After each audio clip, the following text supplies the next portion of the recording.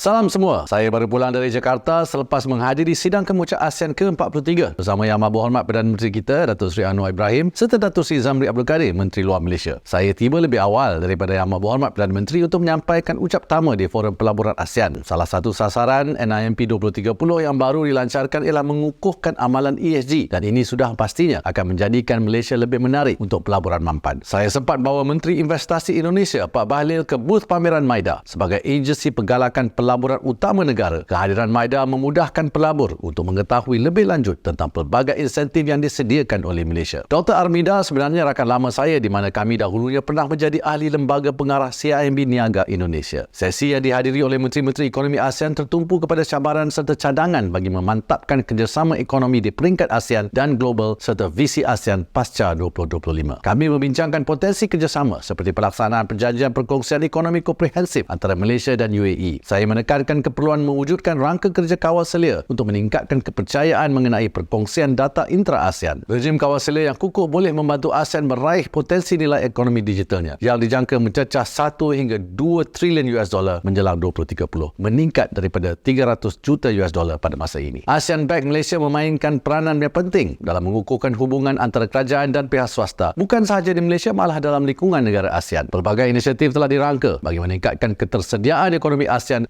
berasaskan agenda ekonomi digital, keterjaminan makanan semasa krisis, ekonomi yang lebih mampan dan berkelanjutan serta pengukuhan rataian bekalan di peringkat serantau dan global. Interaksi bersama media adalah salah satu elemen penting bagi menyelahkan agenda Malaysia di peringkat antarabangsa. Ini adalah sidang kemuncak pertama Yang Amat Berhormat Perdana Menteri bersama 7 rakan dialog ASEAN iaitu Australia, China, Jepun, India, Korea Selatan, Amerika Syarikat dan Kanada. Saya turut menyertai perbincangan dua hala Yang Amat Berhormat Perdana Menteri dengan Perdana Menteri Kanada Justin Trudeau, Perdana Menteri Australia Anthony Albanese, Presiden Korea Selatan Yoon Suk Yeol, Perdana Menteri Kemboja Han Manet, Perdana Menteri Timor Leste Lanana Gusmao serta Setiausaha Agung PBB Antonio Guterres. Mesyuarat tersebut membincangkan bagaimana kerjasama dua hala dapat diperkukuh dalam pelbagai bidang termasuk politik dan keselamatan serta ekonomi dan sosio budaya. WEF menyediakan platform yang sesuai untuk mempromosi Malaysia sebagai hub perniagaan dan pelaburan strategik di rantau Asia Tenggara. Indeks kualiti udara di Jakarta ini tak berapa baik, jadi saya pergi gym saja. Seorang je tim meeting yang join saya. Tapi bagi hint dalam social media terus semua turun gym. Siap hantar gambar kat saya lagi. Tapi sebenarnya banyak peluang nak exercise sepanjang sidang ini. Jadual padat, lokasi acara pun berbeza. Jadi memang selalulah berlari anak nak kejar masa. Pertemuan ini banyak menyentuh cabaran isu dakwah yang dihadapi oleh dunia Islam di Malaysia dan Indonesia. Saya ni old school. Ramai selebriti yang hadir itu saya tak kenal pun kecuali Melly Goslow. Itu pun sebab lagu dia famous masa saya muda-muda dulu. Tapi saya seronok dapat berkenalan dengan Habib Osman yang kebetulan duduk sebelah saya dalam majlis ini. Dia beritahu pernah sampai 250,000 orang hadir ceramah. Ini merupakan sesi pertama temu Anwar di luar negara. Terima kasih Indonesia mengurusi ASEAN tahun ini. Tanggungjawab sebagai pengurusi tahun hadapan diserahkan kepada Laos. Malaysia juga perlu bersedia dari sekarang kerana kita bakal menjadi pengurusi ASEAN pada 2025. Ribuan terima kasih kepada MITI Malaysia, Wisma Putra dan MITI Jakarta yang telah banyak membantu saya semasa mesyuarat Komuniti Ekonomi ASEAN ke-23 serta sepanjang kehadiran Yang Amat Berhormat Perdana Menteri di sidang kemuncak ASEAN ke-43. Sampai ketemu lagi Indonesia.